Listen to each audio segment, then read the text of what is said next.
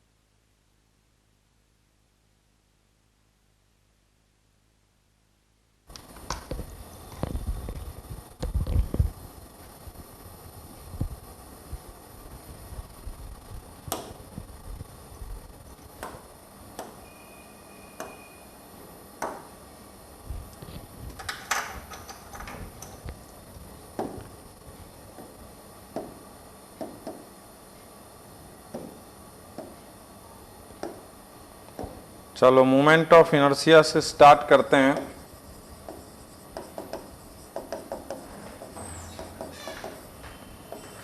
Razor क्यों नहीं आ रहा? चलो आ गया, ठीक।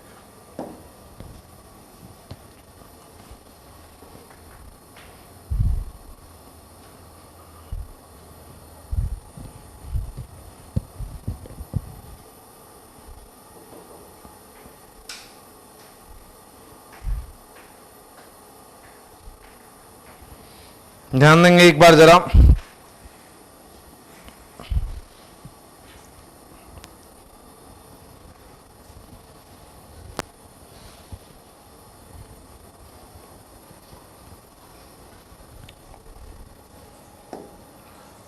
हम लोग स्टार्ट कर चुके हैं ये मोमेंट ऑफ इनर्शिया।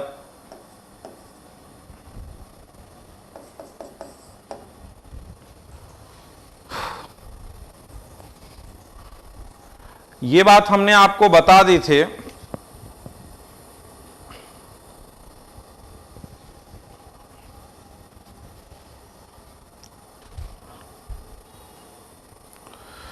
हमने कहां तक की बात आपके साथ हो गया था कि मोमेंट ऑफ इनर्शिया क्या है, इसके बारे में हम लोग बात करेंगे, ठीक है। थोड़ा सा पार्ट हमने आपको बताया था इसका कि मोमेंट ऑफ इनर्शिया वही काम करता है जो ट्रांसलेटरी मोशन में मास का है। ये बात हमारे बीच में हो गई थी, ठीक है। Property of body to change, चलो देखते हैं।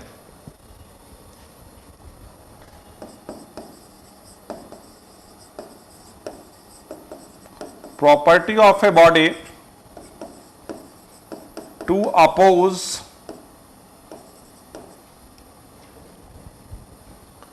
property of body to oppose in change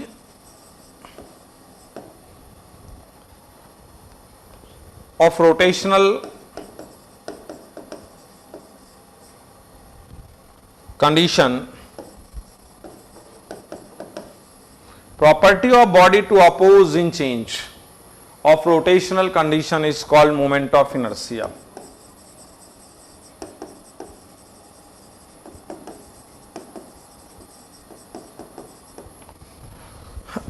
कहता है चेंज प्रॉपर्टी ऑफ बॉडी, किसी बॉडी की property to oppose in change of rotational condition. कोई रेस्ट में है तो रेस्ट में रहना चाहता है, और रोटेटिंग है तो रोटेटिंग रहना चाहता है। Good evening all.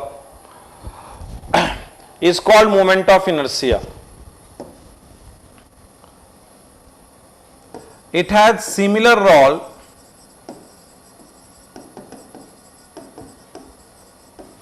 in rotational motion.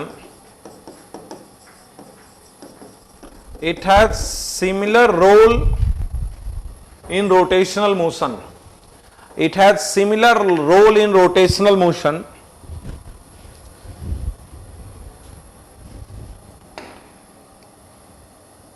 as mass, as role of mass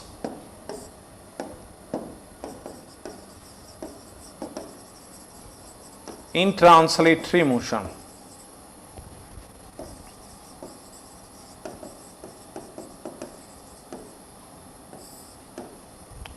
It has similar role in rotational motion as role of mass in translatory motion.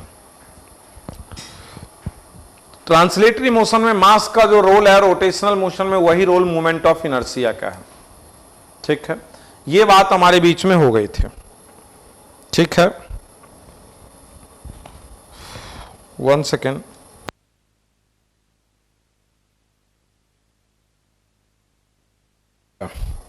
अब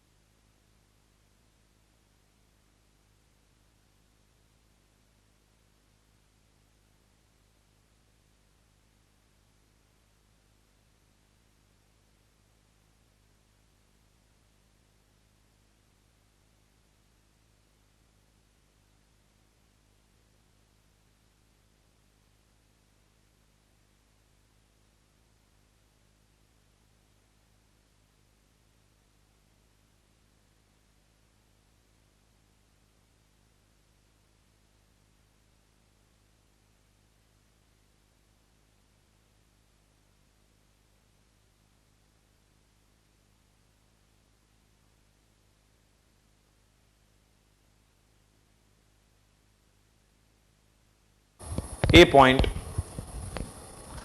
moment of inertia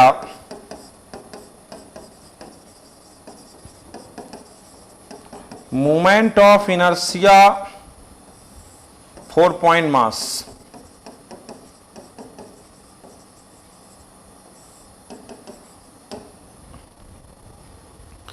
moment of inertia for point mass. ठीक है, point mass के लिए moment of inertia की बात हम लोग कर रहे हैं, ध्यान देना। ये देखो एक पॉइंट मास है m जो रोटेशनल एक्सिस से r डिस्टेंस पे है, तो मोमेंट ऑफ इनर्शिया होता है मास इनटू परपेंडिकुलर डिस्टेंस का whole square, perpendicular distance from rotational axis का होल स्क्वायर। तो इसका हो जाएगा यहां पे mr स्क्वायर। मैं एक एग्जांपल कर रहा हूं मैं, what is moment of inertia दिखा देना भैया। मोमेंट ऑफ इनर्शिया किसी पॉइंट मास का क्या होता है ये बता रहा हूं मैं, मास इनटू परपेंडिकुलर डिस्टेंस का होल स्क्वायर। ठीक है, और ये रोटेशनल एक्सिस से परपेंडिकुलर ही है, तो this one is I is equal to M R square. ठीक है, okay.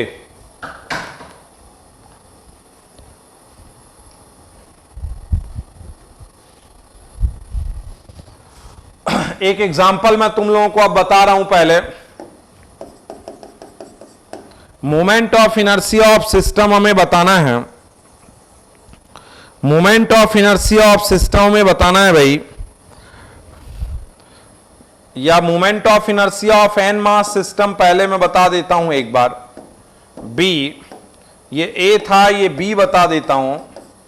Moment of inertia of N mass system, N mass system का जो मोमेंट ऑफ इनर्शिया होगा वो क्या होगा, मान लो m1 मास r1 डिस्टेंस पर है, m2 मास r2 डिस्टेंस पर है और mn मास rn डिस्टेंस पर है, तो मोमेंट ऑफ इनर्शिया होगा m1 r1 square plus m2 r2 square plus mn rn square. Dot dot dot कर देता हूं बीच में, ठीक है, plus dot dot dot dot dot mn rn square, m1 r1 square plus m2 r2 square plus mn rn square, moment of inertia of n mass system.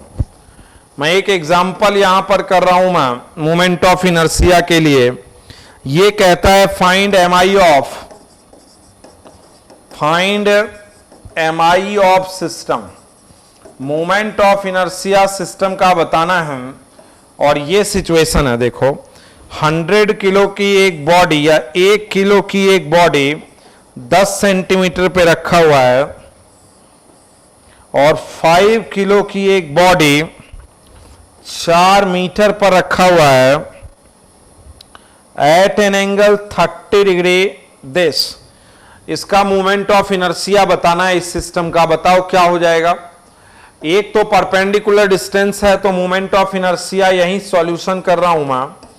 आई क्या हो जाएगा बोलो, M R square, M 1 kilo, R 10 centimetre का square, M R square. अच्छा देखो इसका perpendicular distance निकालना पड़ेगा ना, ये वाला 4 तो ये वाला क्या होगा बोलो 4 साइन 30 हो जाएगा कि नहीं हो जाएगा। आंसर अब करना स्टार्ट करेंगे आप लोग, ठीक है। देखो बेटा पॉइंट मास का मोमेंट ऑफ इनर्शिया आप देख लो एक बार। पॉइंट मास का ये बात मैंने बता दिया कि मोमेंट ऑफ इनर्शिया क्या है, बॉडी की रोटेशनल कंडीशन में चेंज को अपोज करने वाली प्रॉपर्टी है।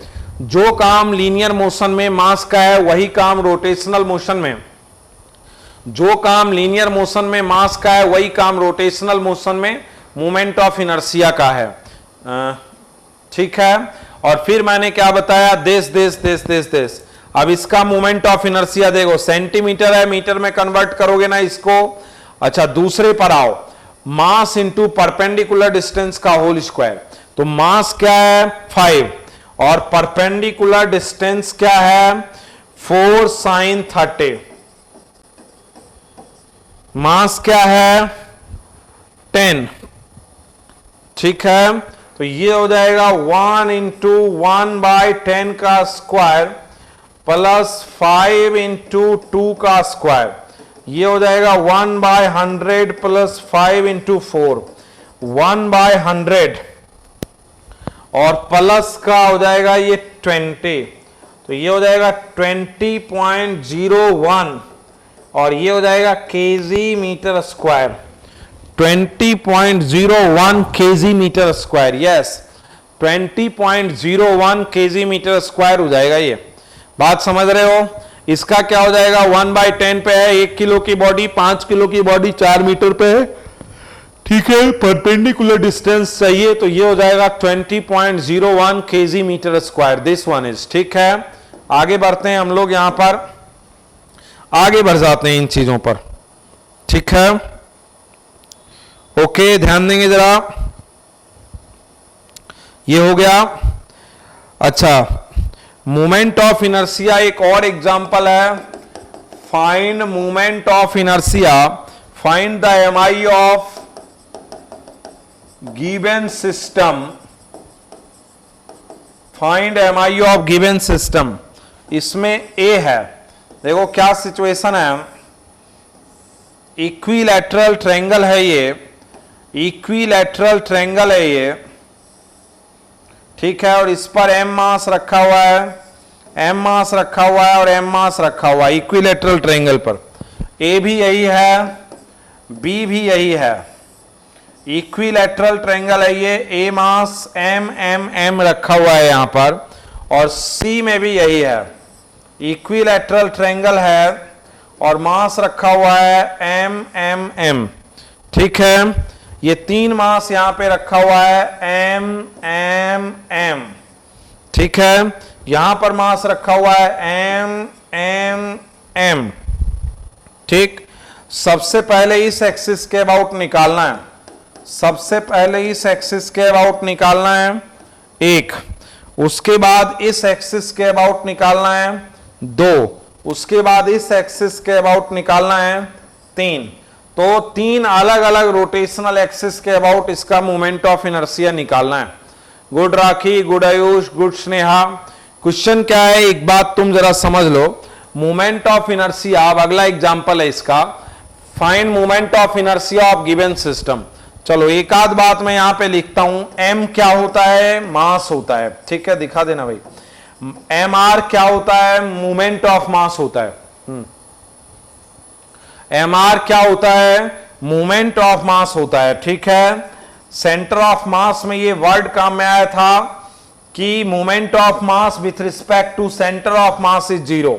और एम आर स्क्वायर क्या होता है, बोलो, मोमेंट ऑफ इनर्शिया होता है, मोमेंट ऑफ इनर्शिया होता है।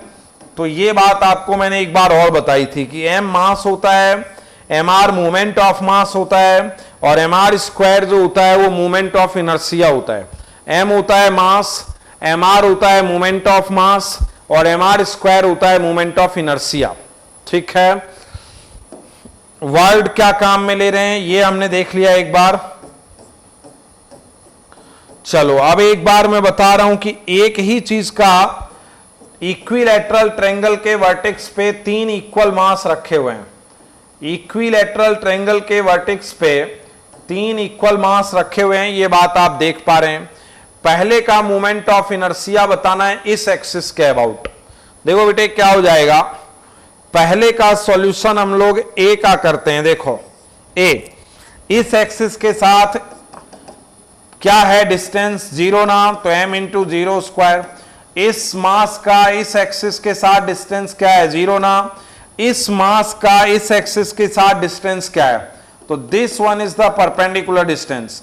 यहां से यहां तक a/2 और यहां से यहां तक a, और ये वाला डिस्टेंस होगा √3a/2। आपको तो पता ही है कि ये डिस्टेंस कितना हो जाएगा, √3a/2। गुड आदित्य, कैसे भाई, देखो ये एक्सिस है, मोमेंट ऑफ इनर्शिया एक ही सिस्टम है। इक्विलैटरल ट्रायंगल के वर्टेक्स पे 3 पॉइंट मास रखे हुए हैं। 3 पॉइंट मास इक्विलैटरल ट्रायंगल की वर्टेक्स पे रखा हुआ है। इक्विलैटरल ट्रायंगल की वर्टेक्स पे 3 पॉइंट मास रखा हुआ है, और इस एक्सिस के अबाउट बताना है, इस एक्सिस के अबाउट बताना है, और इस एक्सिस के अबाउट मोमेंट ऑफ इनर्शिया बताना है। तो एक ही सिस्टम का मोमेंट ऑफ इनर्शिया अलग अलग एक्सिस के अबाउट अलग अलग होता है। कैसे, देखो इस एक्सिस पे ही ये मास है, तो इस मास की परपेंडिकुलर डिस्टेंस क्या है, 0। इस मास की इस एक्सिस से परपेंडिकुलर डिस्टेंस क्या है, 0। और इस मास की इस एक्सिस से परपेंडिकुलर डिस्टेंस क्या है, √3a/2, ठीक है। तो ये हो जाएगा यहां पे, कैसे है ये √3a/2, a स्क्वायर और a/2 स्क्वायर का अंडर रूट करेंगे। ये हाइपोटेनियस है, ये बेस है, तो परपेंडिकुलर, तो मास इंटू परपेंडिकुलर डिस्टेंस का होल स्क्वायर। तो ये जो मोमेंट ऑफ इनर्शिया होगा 0 0 प्लस m3a²/4। तो मोमेंट ऑफ इनर्शिया जो होगा वो होगा 3/4 ma²। जो मोमेंट ऑफ इनर्शिया होगा वो होगा 3/4 ma²। What is the moment of inertia, yes, good Aditya, good Jyoti, good Diksha, good Anish, yes 3/4 ma²। अब वो एक्सिस कौन सा है, सबसे पहले तो इस एक्सिस को समझना है। ये है perpendicular to the plane passing through centroid. देखो ये सेंट्रॉइड बनेगा, बात समझना, जैसे देखो ये बनेगा मीडियन इक्विलैटरल ट्रायंगल का, और मीडियन जिस पॉइंट पर कट करते हैं वो क्या बन जाता है, ये बनेगा मीडियन, और मीडियन जिस पॉइंट पर कट करते हैं वो क्या बन जाता है, सेंट्रॉइड। और इसने सेंट्रॉइड को कैसे कर रखा है, ये बात आप समझना एक बार। इसने ऐसे कर रखा है, मतलब यहां पे इसने क्रॉस लगा रखा है। क्रॉस का मतलब perpendicular to the plane passing through the centroid, मतलब ये वाला एक्सिस है भाई, ये वाला एक्सिस है, दिस वन, ये वाला एक्सिस है, जो ये पेन है ये वाला एक्सिस है, इसके अबाउट रोटेट करना है इसको। तो ये वाले एक्सिस से what is the perpendicular distance of this one, what is the perpendicular distance from this, ये, और इस एक्सिस से इसकी परपेंडिकुलर डिस्टेंस क्या है, इसकी परपेंडिकुलर डिस्टेंस, ये परपेंडिकुलर ही है, ठीक है। तो passing through the centroid perpendicular to the plane है ये वाला जो एक्सिस है ये कौन सा एक्सिस है, यदि मैं इसको डिफाइन करना चाहूंगा तो मैं लिखूंगा passing through the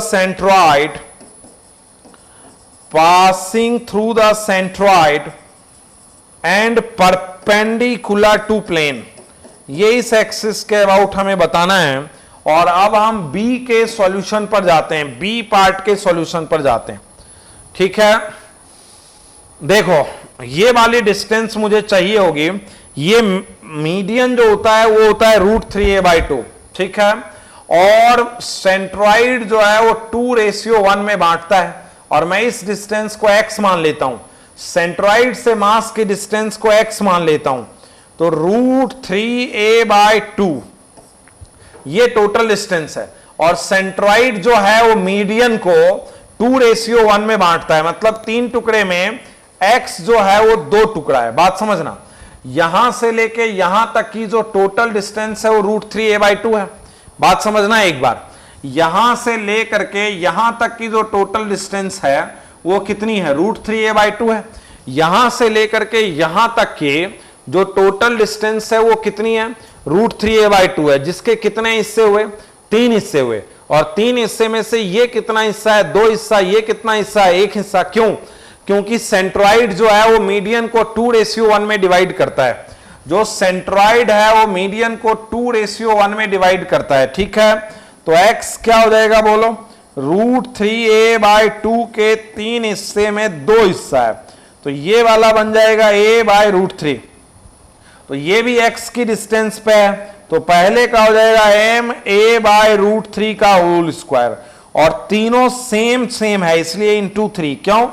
देखो m इंटू, देखो ये एक्सिस है, ये वाला एक्सिस है, तो this one is the perpendicular distance, और how much it is perpendicular distance, this perpendicular distance is a/√3। ठीक है, √3a/2 के 3 हिस्से में 2 हिस्सा है, तो 3 से 3, 2 से 2, a/√3, तो इसके ये क्या हो जाएगा बोलो, ये हो जाएगा दिस। ठीक है, तो ये हो जाएगा यहां पे ma², दिखाना भाई, ma² हो जाएगा ये वाला। ठीक है, यस ma² हो जाएगा ये वाला, यस, गुड गुड गुड। 3 से क्यों मल्टीप्लाई किया है, क्योंकि तीनों सेम है, mx², mx², तो mx² इंटू 3 हो जाएगा। Good Shreya, good Vaibhav, good दीक्षा। अच्छा, इस केस में क्या होगा, सी वाले में बोलो, इससे परपेंडिकुलर डिस्टेंस 0 है, तो इससे तो हो जाएगा 0। अच्छा, दूसरे वाले मास से परपेंडिकुलर डिस्टेंस a है, देखो दूसरे वाले से परपेंडिकुलर डिस्टेंस a है, और इस मास से जो परपेंडिकुलर डिस्टेंस ये है a/2। देखो ये वाला a/2 है, तो ये perpendicular distance from rotational axis, तो ये वाला जो हो जाएगा ये हो जाएगा ma/2 का होल स्क्वायर, तो मोमेंट ऑफ इनर्शिया हो जाएगा 0 plus ma² plus ma²,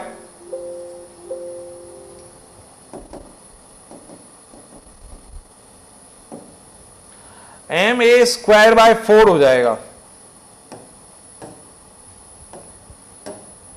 ma²/4 हो जाएगा, और मोमेंट ऑफ इनर्शिया हो जाएगा 5/4 ma²।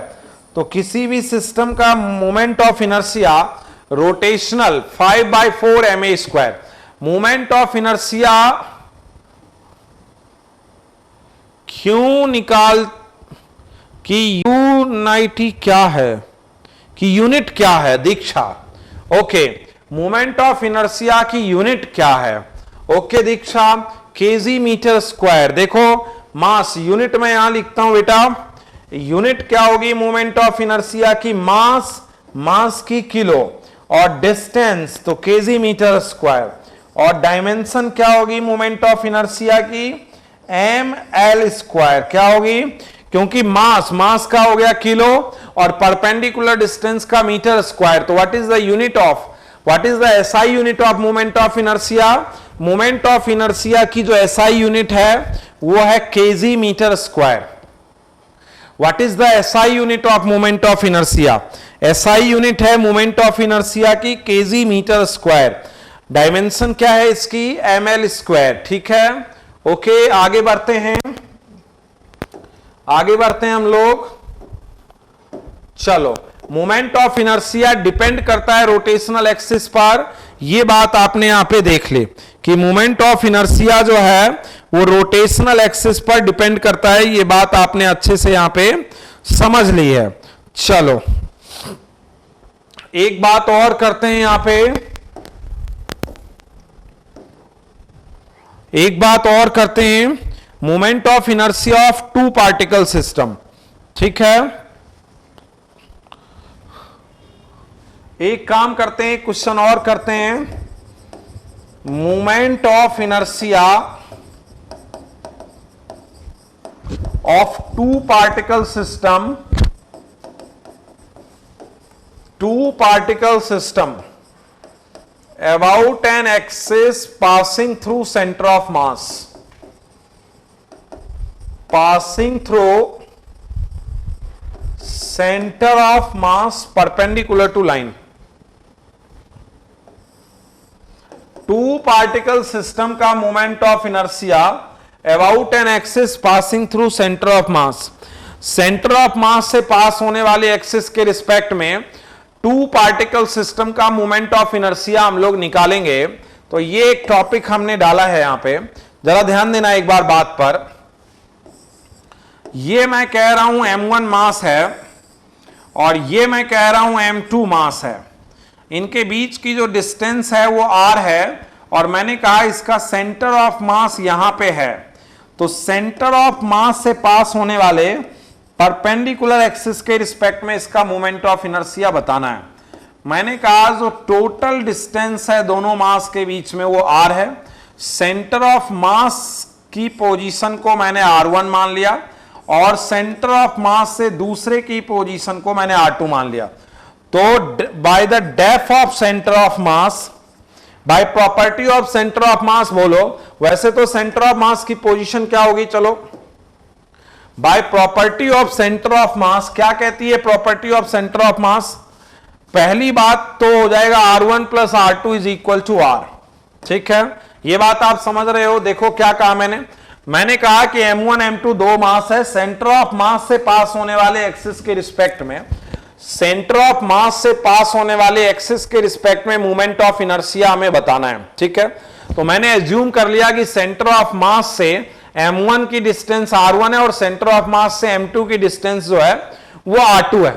तो पहली बात मैं ये कहता हूं, अब पहली बात मैं कहता हूं r1 plus r2 is equal to r equation 1।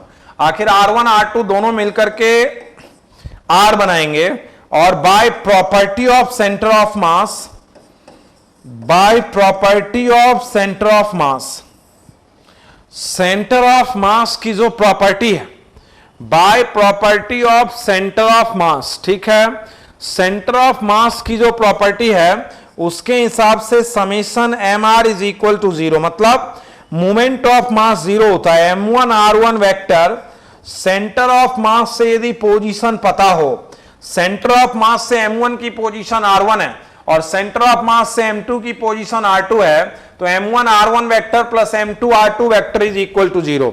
Movement of mass 0 होता है सेंटर ऑफ मास से। अच्छा, r1 की पोजीशन को यदि पॉजिटिव लेंगे तो r2 की पोजीशन जो है वो नेगेटिव आएगी। यदि सेंटर ऑफ मास से r1 की पोजीशन m1 की पोजीशन पॉजिटिव ली है तो m2 की पोजीशन ऑटोमेटिक नेगेटिव होगी क्योंकि अपोजिट है दोनों। तो m1 r1 is equal to m2 r2, m1 r1 is equal to m2 r2, r1 is equal to m2 by m1 into r2। r1 plus r2 जो है वो r है और r1 किसके इक्वल है, m2 by m1 r2 plus r2 is equal to r। ये हो गया r2, m2 by m1 plus 1 is equal to r और r2 हो गया m2 plus m1 upon m1 is equal to r। तो r2 हो गया m1 r upon m1 plus m2, ये पोजीशन आ गया r2। तो r1 क्या हो जाएगा बोलो, m2 बाय m1 से मल्टीप्लाई करो, ये हो जाएगा m2r upon m1 plus m2। r1 r2 की पोजीशन तुम्हें पता चल गई यहां से। ये बात तुम समझो क्या, हमने सेंटर ऑफ मास से दोनों की जो पोजीशन है वो हमने निकाल ली। कैसे निकाल ली ये बात समझ रहे हो? फिर एक बार समझना। Moment of inertia of two particle system. अच्छा देखो, वैसे moment of inertia centre of mass के रिस्पेक्ट में क्या होगा? m1 r1 square plus m2 r2 square. लेकिन r1 r2 दिया हुआ नहीं है, केवल दोनों मास के बीच का डिस्टेंस दिया हुआ था, तो r1 r2 तुम्हें निकालना पड़ेगा। कैसे निकालेंगे भाई? तो r1 plus r2 is equal to r, और सेंटर ऑफ मास से यदि एक मास की पोजीशन r1 हो और सेंटर ऑफ मास से दूसरे मास की पोजीशन यदि r2 हो, तो m1 r1 vector plus m2 r2 vector is equal to 0। तो m1 r1 minus m2 r2 is equal to 0 हो जाएगा। क्लियर है बात? अब हम लोग आगे बढ़ते हैं यहां से।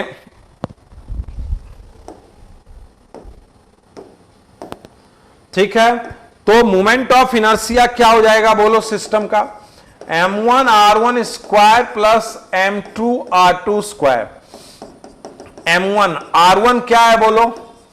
m2 r upon m1 plus m2 का whole square plus m2 m1 r upon m1 plus m2 का होल स्क्वायर। क्या हो जाएगा बोलो I? m1 m2 square r square upon m1 plus m2 का whole square plus m2 m1 square r square upon m1 plus m2 का whole square. तो आई क्या हो जाएगा बोलो? m1 m2 upon m1 plus m2 का whole square, m1 m2 upon m1 plus m2 का whole square, और यहां से क्या हो जाएगा? m2 प्लस m1 और एक r square common, m1 m2 r square common, तो एक से एक कैंसिल हो जाएगा। मोमेंट ऑफ इनर्शिया क्या हो गया? m1 m2 upon m1 plus m2 into r square. ठीक है। अच्छा, दो मास सिस्टम को यदि एक मास सिस्टम में बदलना हो तो इसको कहते हैं कॉन्सेप्ट ऑफ रिड्यूस मास। यहीं से आता है concept of reduced mass. Reduce mass का कॉन्सेप्ट यहीं से आता है। क्या कि दो मास सिस्टम के बदले एक मास उतनी ही डिस्टेंस पे रख दो और उसका मोमेंट ऑफ इनर्शिया यदि वही हो तो उसे कहेंगे रिड्यूस मास। तो ये वाला हो जाएगा, ये वाला इक्वेशन 1, चलो ये वाला मैं इक्वेशन 2 कह देता हूं भाई, ये वाला मैं इक्वेशन 3 कह देता हूं। तो रिड्यूस मास हो जाएगा m1 m2 upon m1 plus m2। Two mass system को वन मास सिस्टम में कन्वर्ट करके उसका मोमेंट ऑफ इनर्शिया हम लोग निकाल सकते हैं। एक बार जरा अब हम लोग दोबारा इसको सीखते हैं, बहुत इंपॉर्टेंट पार्ट हो गया ये।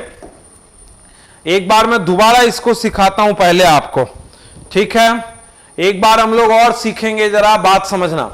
कहता है moment of inertia of two particle system about an axis passing through centre of mass perpendicular to line. देखो m1 m2 दो मास सिस्टम है, दोनों के बीच की डिस्टेंस r है। एक एक्सिस के रिस्पेक्ट में इसका मोमेंट ऑफ इनर्शिया बताना है which is passing through centre of मास। तो यदि इस एक्सिस से दोनों की डिस्टेंस पता हो तो हम आराम से कह देंगे moment of inertia m1 r1 square plus m2 r2 square. लेकिन सेंटर ऑफ मास से m1 और m2 की डिस्टेंस दी हुई नहीं है, तो हम कहेंगे कि r1 प्लस r2 r होगा। और सेंटर ऑफ मास की प्रॉपर्टी कहती है कि सेंटर ऑफ मास के रिस्पेक्ट में मोमेंट ऑफ मास 0 होता है। सेंटर ऑफ मास के रिस्पेक्ट में मोमेंट ऑफ मास 0 होता है। यस, सेंटर ऑफ मास के रिस्पेक्ट में मोमेंट ऑफ मास 0 होता है भाई। तो सेंटर ऑफ मास के रिस्पेक्ट में यदि m1 की पोजीशन r1 और m2 की पोजीशन यदि r2 हो तो m1 समेशन mr 0 होता है। यह प्रॉपर्टी है सेंटर ऑफ मास की जो हमने शुरू में देखा था। m1 r1 vector plus m2 r2 vector is equal to 0। अच्छा, इसकी पोजीशन को यदि प्लस लेंगे तो इसकी पोजीशन को हमें माइनस लेना पड़ेगा। तो m1 r1 minus m2 r2 is equal to 0। m1 r1 minus का m2 r2 is equal to 0। तो ये हो जाएगा m1 r1 is equal to m2 r2। M1 R1 is equal to M2 R2। तो ये R1 क्या हो जाएगा बोलो, M2 by M1 into R2। R1 क्या हो जाएगा, M2 बाय M1 इंटू, ठीक है, R1 प्लस R2 मिलकर के क्या बना देंगे, R बना देंगे भाई। और R1 की वैल्यू आ गई तो R1 R2 आ गया ना, हमने निकाल लिया R1 R2। तो मोमेंट ऑफ इनर्शिया क्या होगा, M1 R1 square plus M2 R2 square. तो मोमेंट ऑफ इनर्शिया ये होगा, वैल्यू निकालेंगे तो ये आ जाएगा, ठीक है। अच्छा देखो, टू मास सिस्टम को वन मास सिस्टम में हमें कन्वर्ट करना है। टू मास सिस्टम को वन मास सिस्टम में हमें कन्वर्ट करना है, मतलब दोनों मास का उतना ही मोमेंट ऑफ इनर्शिया हो जितना एक सिंगल मास को यदि r डिस्टेंस पे रख दें तो हो। तो r डिस्टेंस पे इन देखो दोनों मास का मिला के मोमेंट ऑफ इनर्शिया ये है, दोनों मास की जगह एक मास रख दें r डिस्टेंस पर रोटेशनल एक्सिस से और उसका मोमेंट ऑफ इनर्शिया वही हो तो that is called the reduce mass. यदि दोनों मास की जगह एक मास रख दें r डिस्टेंस पे और उसका मोमेंट ऑफ इनर्शिया वही हो तो that is called reduce mass. तो कंपेयर करोगे तो रिड्यूस मास क्या हो जाएगा बोलो, M1 M2 upon M1 plus M2। Two mass system को सिंगल मास सिस्टम में कन्वर्ट किया जाता है रिड्यूस मास के कॉन्सेप्ट से। दो mass M1 M2 r distance पर रोटेट कर रहे हो तो दोनों के बजाय एक मास को r डिस्टेंस पर रोटेट कराया हुआ मान सकते हैं और वो मास किसके इक्वल होगा, M1 M2 upon M1 plus M2 के इक्वल होगा, ठीक है। अच्छा एक बात समझना यहां पे जरा, दिखाना भाई, एक बात समझना जरा, एक बार देखो, यदि सिंपली दो मास दे देता किसी एक्सिस के साथ में, M1 वाला R1 डिस्टेंस पे और M2 वाला R2 डिस्टेंस पे, तब तो कोई हेडेक ही नहीं थी, तब तो अलग अलग है M1 R1 square M2 R2 square. लेकिन दिया दो मास और उसमें भी कहा कि सेंटर ऑफ मास से पास होने वाली एक्सिस के रिस्पेक्ट में मोमेंट ऑफ इनर्शिया, तो इसको कन्वर्ट करो रिड्यूस मास में। दोनों मास के बदले एक मास रख दो r डिस्टेंस पर, रिड्यूस मास बनाओ दोनों के बदले, और अब मोमेंट ऑफ इनर्शिया कर दो रिड्यूस मास सिंगल मास में कन्वर्ट करो इसको और ये हो जाएगा r स्क्वायर, ठीक है। रिड्यूस मास में इसको कन्वर्ट करो, ये सिचुएशन यहां पर आई, ठीक है। ओके अनीश, चलो अब ध्यान देंगे जरा बात पर।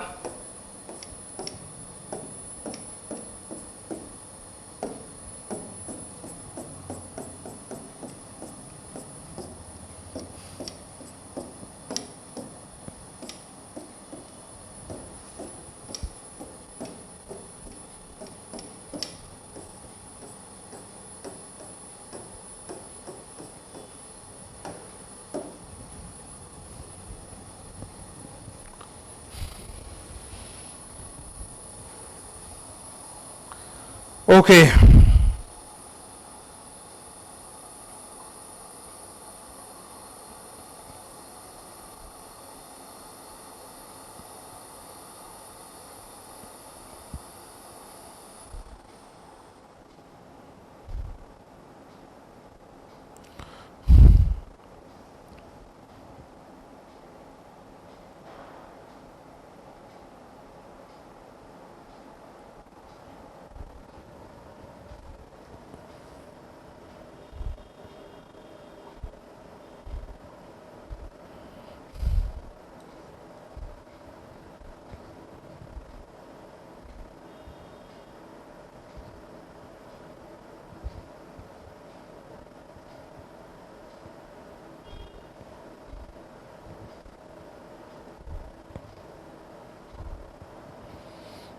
ठीक है।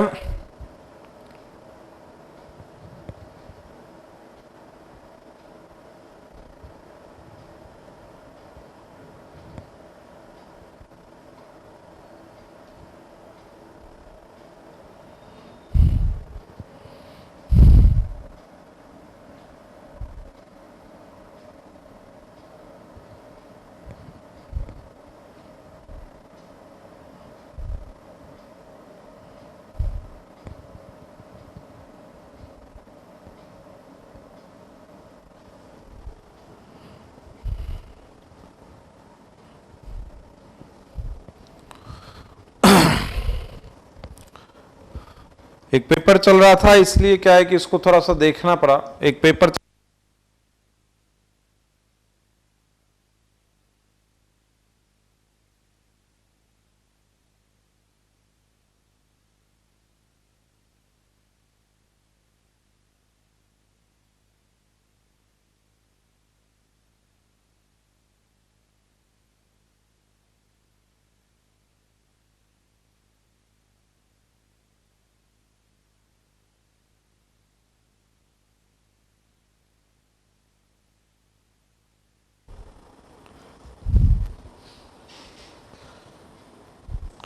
ध्यान देंगे जरा एक बार। यहां तक हो गया। अभी मैं एक एग्जाम्पल की तरफ जा रहा हूं, जरा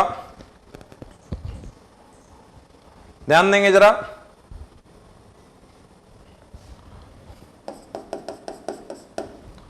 अब अपन एक एग्जाम्पल की तरफ जा रहे हैं, जरा ध्यान दो। Intermolecular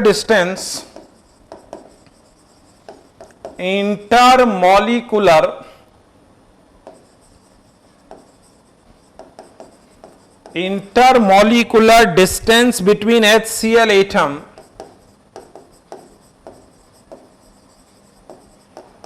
is 4 angstrom.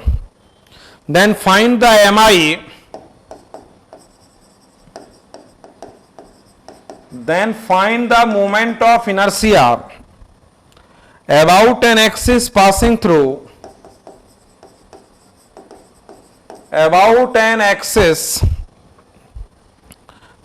through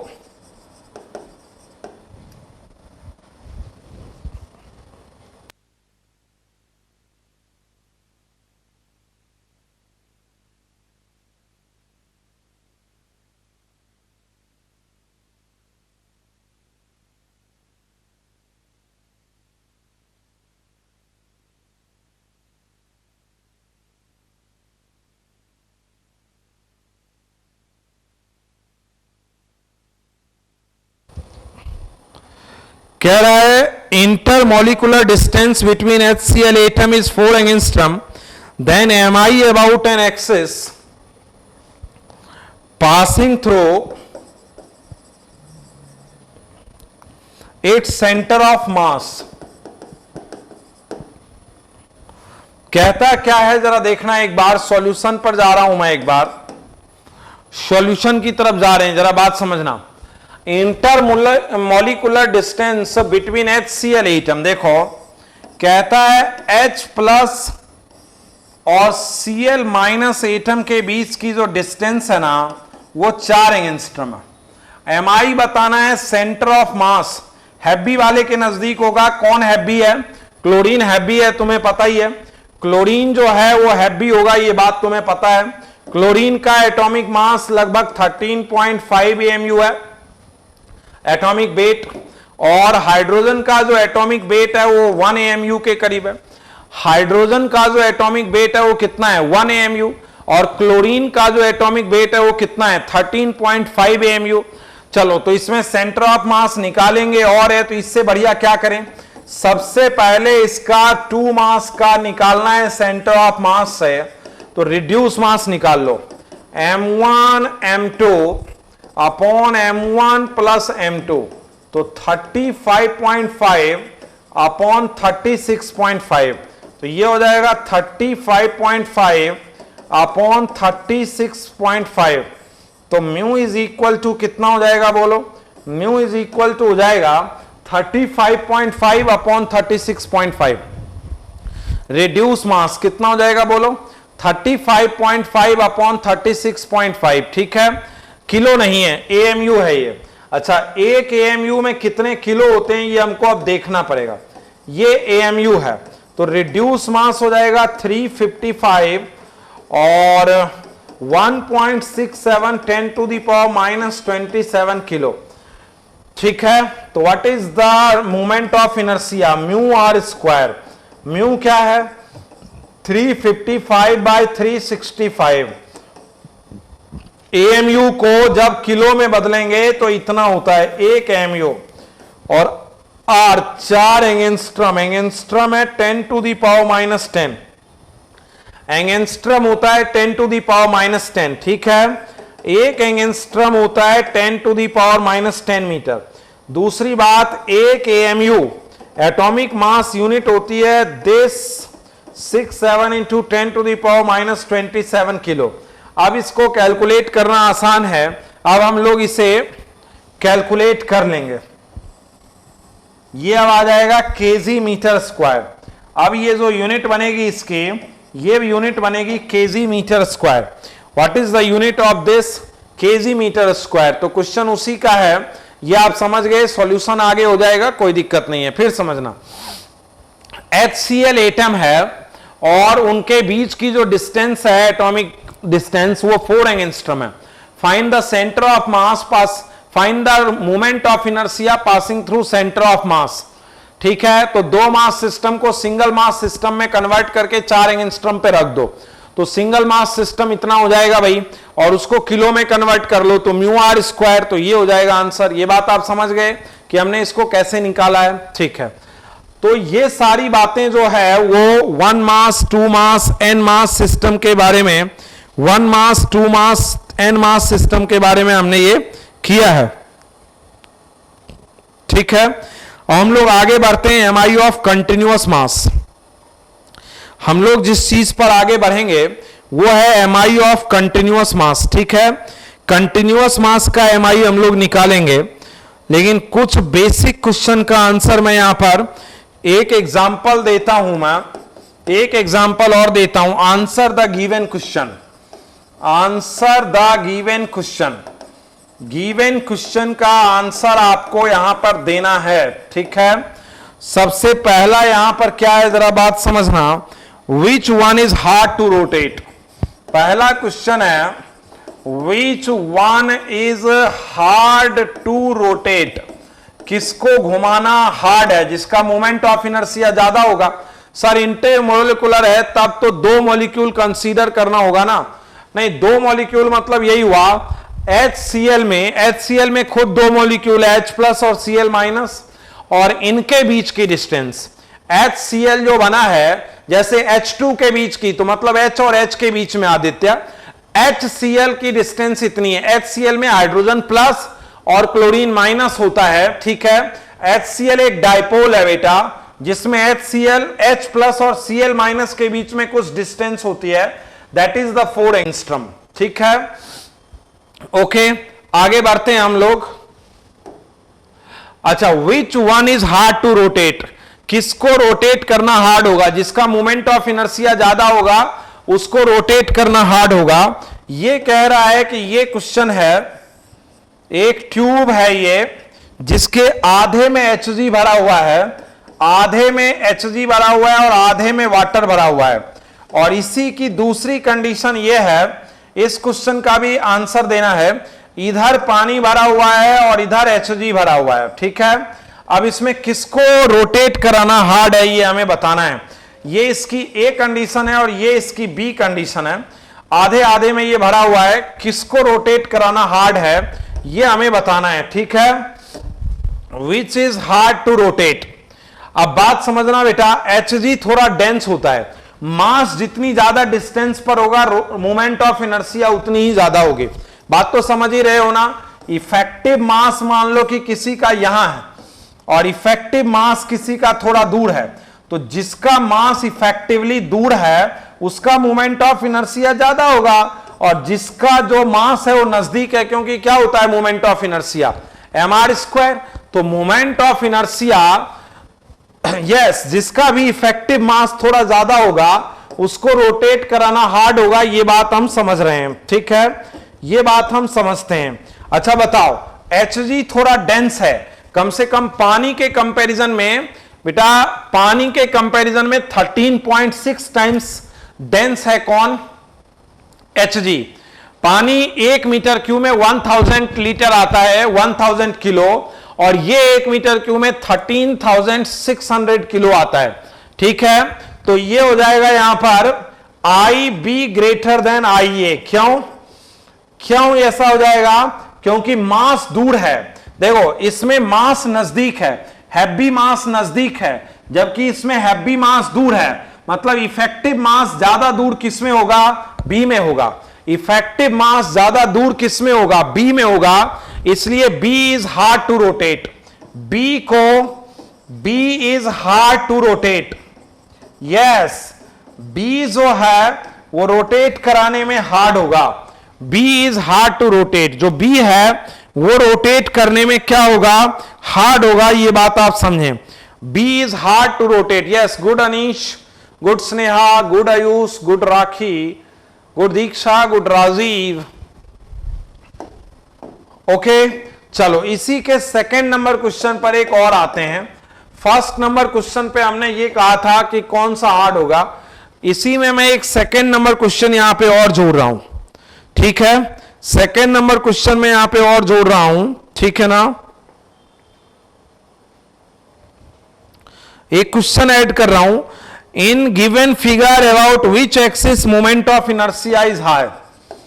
in given figure about which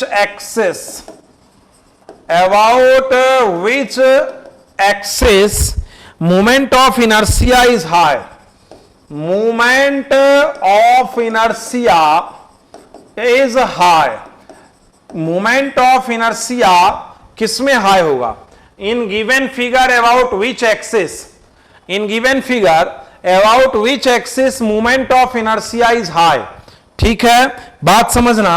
एक ये सिचुएशन है, ये एक ट्रायंगुलर लैमिना है इस तरीके का, ये एक ट्रायंगुलर लैमिना है, ठीक है। तो कहता है कि ए वाली कंडीशन, ए एक्सिस के अबाउट हार्ड होगा इसको रोटेट कराना या मूवमेंट ऑफ इनर्शिया, और ये एक ट्रायंगुलर लैमिना है, ट्रायंगुलर स्लेब का कुछ भी मान लो, या बी एक्सिस के अबाउट इसका हार्ड होगा। ये हमें बताना है किसके अबाउट मूवमेंट ऑफ इनर्शिया इसका हाई होगा, ये बात हमें बतानी है। बोलो, किसके अबाउट इसका मूवमेंट ऑफ इनर्शिया हाई होगा, ए के अबाउट हाई होगा या बी के अबाउट हाई होगा, ये बताओ। इस क्वेश्चन में क्या होगा, ए के about movement of inertia high होगा। यस, क्योंकि इधर का मास ज्यादा है और ज्यादा मास जितनी दूर होगा, इसका मतलब ए के अबाउट मूवमेंट ऑफ इनर्शिया ज्यादा होगा। यस, यही है इसका भी, ए के अबाउट मूवमेंट ऑफ इनर्शिया ज्यादा होगा। गुड आदित्य, गुड ज्योति, गुड स्नेहा, गुड संस्कृति, गुड श्रेया। ए के अबाउट जो मूवमेंट ऑफ इनर्शिया है वो ज्यादा होगा, ये बात यहां पर क्लियर हो रही है, ठीक है, कि ए के अबाउट मूवमेंट ऑफ इनर्शिया ज्यादा होगा। ठीक है, हम लोग आगे बढ़ेंगे यहां, ठीक है। फिर कहता है, एक थर्ड छोटा क्वेश्चन है, which have more movement of inertia, unboiled egg और बॉइल्ड एग। ठीक है, which have more movement of inertia, more movement of inertia, unboiled egg मतलब नॉर्मल एग और बॉइल्ड एग। अनबॉइल्ड एग या बॉइल्ड एग, कौन से में मूवमेंट ऑफ इनर्शिया ज्यादा होगा, हम लोग इसकी बात कर रहे हैं। ठीक है, देखो क्या होता है, अनबॉइल्ड एग में क्या होता है कि अंदर एक लिक्विड होता है, जब इसको रोटेट कराते हो तो ये लिक्विड जो है वो थोड़ा दूर जाके जमा हो जाएगा। क्यों? Due to centrifugal force, due to centrifugal force liquid जो है inside go to maximum distance. Yes, unboiled egg में ये अंदर लिक्विड है पूरा, तो लिक्विड जो है वो दूर जाएगा, ये बात आप समझ रहे हैं। ठीक है, प्रीवियस और बॉइल्ड एग जब होगा तो ये यूनिफॉर्म होगा, कोई नहीं जाएगा इधर उधर, मास इसमें दूर जाएगा, और बॉइल्ड एग में मास यूनिफॉर्म ही होगा। तो yes, unboiled egg having more movement of inertia, having more MI. ठीक है, मोर एमआई, एमआई जो है वो अनबॉइल्ड एग का ज्यादा होगा। गुड स्नेहा, गुड संस्कृति, क्योंकि इसमें सेंट्रीफ्यूगल फोर्स की वजह से लिक्विड दूर जाएगा, तो मास जब दूर जाएगा तो क्या हो जाएगा, अनबॉइल्ड एग के पास मोमेंट ऑफ इनर्शिया ज्यादा हो जाएगा। Okay Anshita, previous question explain कर रहे हैं। देखो बेटा, ये ट्रायंगुलर लैमिना है, ठीक है। अच्छा, तुम देख रहे हो कि इस साइड में लैमिना का मास ज्यादा होगा क्योंकि एरिया भी ज्यादा ले रहा है। भाई देखो, यहां पे मास कम होगा और इधर वाला मास ज्यादा होगा, तो ज्यादा मास रोटेशनल एक्सिस से दूर है, जबकि इसमें रोटेशनल एक्सिस के करीब में है ज्यादा मास। यहां पे ज्यादा मास है बेटा, कम वाला मास तो दूर है और ज्यादा मास रोटेशनल एक्सिस के नजदीक है। तो जब ज्यादा मास जो है वो रोटेशनल एक्सिस से दूर होगा तो मोमेंट ऑफ इनर्शिया ज्यादा होगा, इसीलिए ए का जो मोमेंट ऑफ इनर्शिया है वो ज्यादा होगा। ये बात आप समझ रहे हैं, ए का मोमेंट ऑफ इनर्शिया ज्यादा होगा, ये बात आप समझते हैं, ठीक है। जैसे मैं स्मॉल बात कह रहा हूं एक बार फोर्थ पॉइंट पर भी, फोर्थ पॉइंट पर मैं एक स्मॉल बात यहां पर और कह रहा हूं। कहता है general cycle is typical to move and typical to stop. A general cycle is typical to move, a general cycle is typical to move and typical to stop, and typical to stop, typical to move and typical to stop rather than racing cycle, rather than racing cycle, rather than racing cycle. Why? जरा बात समझना, दोनों के question में answer में क्या फर्क है। क्वेश्चन का आंसर यहां पर देना है। देखो, जनरल साइकिल ऐसे होता है रिम, और इस तरह से स्पॉक्स होते हैं जनरल साइकिल में, स्पॉक्स होते हैं, और ये होता है रिम, इसके ऊपर टायर चढ़ा होता है, ठीक है। यहां पर सारा मास होता है इस तरीके से जनरल साइकिल से, अंदर खाली होता है। ये है जनरल साइकिल, ठीक है। और जो इसी मास का जो एक रेसिंग साइकिल होता है उसमें मास पूरे में होता है। ये इसके अबाउट रोटेट करेगा, मान लो ऐसे, और ये वाला इसके अबाउट रोटेट करेगा ऐसे। लेकिन जो जनरल साइकिल होता है उसमें मास पूरे में होता है, पूरे में मास होता है। इसमें जो रेसिंग साइकिल होता है उसमें जो मास होता है, मतलब जो पहिया होता है, जो पहिया होता है ना, उसका जो मास है, जो पहिया है उसका मास पूरे में यूनिफॉर्मली है, ठीक है। तो इसका मोमेंट ऑफ इनर्शिया जो है, मान लो ये बी है और ये ए है, तो ए का मोमेंट ऑफ इनर्शिया बी से ज्यादा होगा। क्यों? ए का मोमेंट ऑफ इनर्शिया बी से ज्यादा होगा, क्यों होगा ये बताओ। ए का मोमेंट नहीं, ए का मोमेंट ऑफ इनर्शिया बी से ज्यादा होगा, क्यों? क्योंकि इसमें all mass at maximum distance from rotational axis. देखो, मास की रोटेशनल एक्सिस से डिस्टेंस, ये रोटेशनल एक्सिस है, ज्यादा है, जबकि इसमें मास यूनिफॉर्मली है। मैं कह रहा हूं मास दोनों का यदि सेम है तो इसका मोमेंट ऑफ इनर्शिया ज्यादा होगा और इसका मोमेंट ऑफ इनर्शिया कम। क्यों? क्योंकि इसमें मास पूरे में है, मतलब यहां भी मास है, यहां भी मास है, जबकि इसमें मास मैक्सिमम डिस्टेंस पर है। समझ रहे हो बात? यस। तो ए का मोमेंट ऑफ इनर्शिया बी से ज्यादा होगा। जिसका मोमेंट ऑफ इनर्शिया ज्यादा है उसको भगाना भी मुश्किल है और रोकना भी मुश्किल है। जिसका मोमेंट ऑफ इनर्शिया ज्यादा है उसको स्पीड अप करना भी मुश्किल है। क्यों? क्योंकि मोमेंट ऑफ इनर्शिया ज्यादा है, इनर्शियल प्रॉपर्टी ज्यादा है, मतलब उसको स्पीड अप करना भी मुश्किल है, ठीक है। जिसका मोमेंट ऑफ इनर्शिया ज्यादा है उसको स्पीड अप करना भी मुश्किल है और रोकना भी मुश्किल है। इसीलिए जो जनरल साइकिल है उसको स्पीड अप करना मुश्किल है और रोकना भी मुश्किल है, जबकि जो रेसिंग साइकिल है उसका मोमेंट ऑफ इनर्शिया कम है। जो रेसिंग साइकिल है उसका मोमेंट ऑफ इनर्शिया क्या है? जो रेसिंग साइकिल है उसका मोमेंट ऑफ इनर्शिया कम है। इसको स्पीड अप करना भी आसान है और रोकना भी आसान है, ठीक है। तो इसका स्पीड अप भी जल्दी होगा और रुकेगा भी जल्दी। क्यों? What do you mean by moment of inertia? जिसका मोमेंट ऑफ इनर्शिया ज्यादा है उसको रोटेट कराना भी मुश्किल है और रोटेट करते हुए रोकना भी मुश्किल है। तो जिसका मोमेंट ऑफ इनर्शिया कम है, रेसिंग साइकिल स्पीड अप भी ज्यादा होगी और रुकेगी भी जल्दी। इसीलिए स्टॉप करना और भगाना दोनों आसान है रेसिंग साइकिल का। और यही वजह है कि रेसिंग साइकिल में इस तरीके से रिम बनता है, इस तरीके से पूरे पहिए पर मास होता है, पूरे व्हील पर मास होता है, जबकि जो नॉर्मल साइकिल होता है उसमें ये होता है। ये बात आप समझ रहे हैं, ठीक है? ओके, चलो आगे बढ़ते हैं इन बातों से। हमने मोमेंट ऑफ इनर्शिया की बहुत सी बेसिक कहानियों के बारे में बात किया। मोमेंट ऑफ इनर्शिया जो है वो मास ऑफ सिस्टम पे डिपेंड करता है, depend on mass distribution about rotational axis, और by increasing the distance from rotational axis MI can be increase. ठीक है?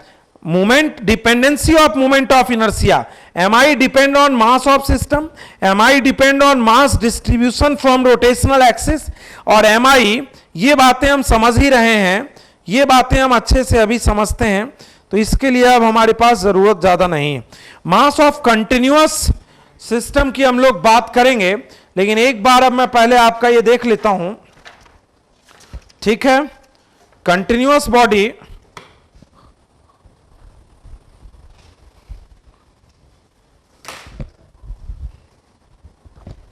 ओके, चलो देखो, प्रैक्टिस जरूर करना बेटे, प्रैक्टिस करेंगे आप ज्यादा बेहतर कर पाएंगे। एक क्वेश्चन जैसे मैं तुमसे छोटा सा ही पूछ लूंगा, ऑलमोस्ट बातें हमारे बीच में हो चुकी हैं।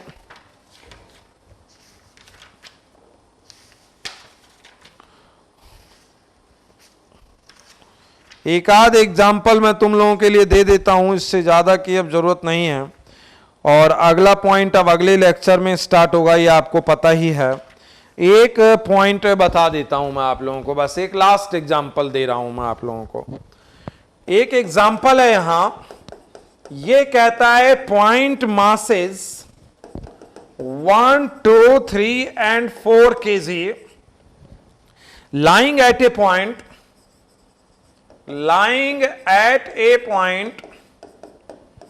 lying at the point 0, 0, 0, 2, 0, 0, 0, 3, 0, -2, -2, 0. Find the MI. The MI of system. The MI of system about x-axis will be. About x-axis will be. चलो, you have to give the answer of this. You have to give the answer of this question. Point mass 1, 2, 3, 4 solution है ये। देखो बेटा, ये क्या situation है, continuous मास का अगले दिन बताऊंगा। ये एक्स एक्सिस है, ये वाई एक्सिस है। कहता है 1 किलो मास जो है वो 0, 0, 0 पर है। देखो मैंने यहां पर रख दिया, ये जेड एक्सिस इधर है, 1 किलो मास को मैंने 0, 0, 0 पर रख दिया, ठीक है?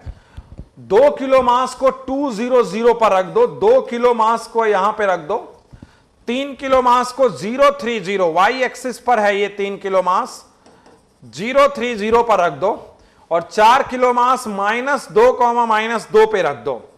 4 किलो मास -2, -2, 0, 0, 0, 0, 2, 0, 0 और 0, 3, 0। किस एक्सिस के अबाउट? एक्स एक्सिस के अबाउट हमें इसका एमआई बताना है। एक्स एक्सिस के अबाउट, इसके अबाउट, इसके अबाउट हमें एमआई बताना है, अबाउट द एक्स एक्सिस, ठीक है? इधर से या इधर से।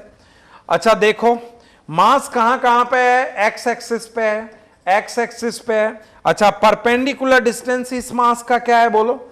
यहां से यहां तक क्या है? 2, और यहां से यहां तक क्या है? -2 ना, x पर -2, y पर -2, तो यहां से यहां तक 2 है, और इससे यहां पे परपेंडिकुलर डिस्टेंस क्या है? 3। तो मोमेंट ऑफ इनर्शिया क्या हो जाएगा बोलो? यहां पे 1 किलो वाले का 0 डिस्टेंस है, 2 किलो वाले का 0 डिस्टेंस है, 3 किलो वाले का 3 का डिस्टेंस है, और 4 किलो वाले का 2 का परपेंडिकुलर डिस्टेंस है।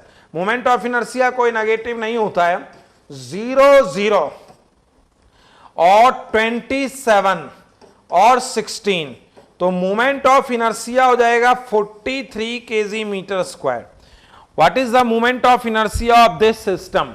Yes, good, 43 kg metre square हो जाएगा बेटा। देखो एक्स एक्सिस से इसकी परपेंडिकुलर डिस्टेंस 0, एक्स एक्सिस से इसकी परपेंडिकुलर डिस्टेंस 0, इसकी परपेंडिकुलर डिस्टेंस 3, इसकी परपेंडिकुलर डिस्टेंस 2, तो what is the moment of inertia? बोलो, मोमेंट ऑफ इनर्शिया क्या हो जाएगा?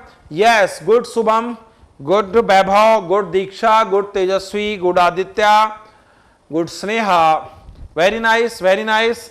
तो काफी दूर तक हुआ और अगले लेक्चर में स्टार्ट होगा moment of inertia of continuous body. Moment of inertia of continuous body 2x2 पे छोड़ के moment of inertia for continuous body यहां से स्टार्ट होगा, ठीक है। कंटिन्यूअस बॉडी यहां से स्टार्ट हो जाएगा, ठीक है। यहीं से हम लोग स्टार्ट करेंगे कंटिन्यूअस बॉडी का moment of inertia. Next lecture से स्टार्ट होगा। हम लोगों ने आज क्या क्या पढ़ लिया? पॉइंट मास का मोमेंट ऑफ इनर्शिया आज हम लोगों ने निकाल लिया और रोटेशनल काइनेमेटिक्स के बारे में आज हमने बहुत सारी बातें कर ली। तो आज हमने जो काम किया वो यहां से सबसे पहले हमने रोटेशनल काइनेमेटिक्स से स्टार्ट किया। रोटेशनल काइनेमेटिक्स पूरा हो गया, मोमेंट ऑफ इनर्शिया पूरा हो गया और ये बातें हमने आपको आज बता दी हैं, ठीक है। अब बाकी जो है वो अपने नेक्स्ट लेक्चर में तुम्हारे साथ होगा। I hope you understand it well. Make a proper notes of rotational motion. Rotational motion की प्रैक्टिस साथ के साथ करते रहना। अगले लेक्चर के बाद मैं रोटेशनल में होमवर्क दे दूंगा पहले पॉइंट का, एंड मेक योर प्रैक्टिस। पहले की जो बची हुई चीजें हैं उसकी आप प्रैक्टिस प्लीज करें, ठीक है। सभी स्टूडेंट प्लीज नोट्स को मेंटेन करें। मेरी कोशिश रहेगी कि आप 11th की फिजिक्स को बेहतर समझ पाएं, ठीक है। Thank you all, thank you. जो नाम दिख रहे हैं मुझे, रुपेश, जानवी, ध्रुव, बहुत बहुत नमस्कार, बहुत सारा good evening, very very very very good evening. Ashutosh ji, very very good evening, ठीक है। चलो।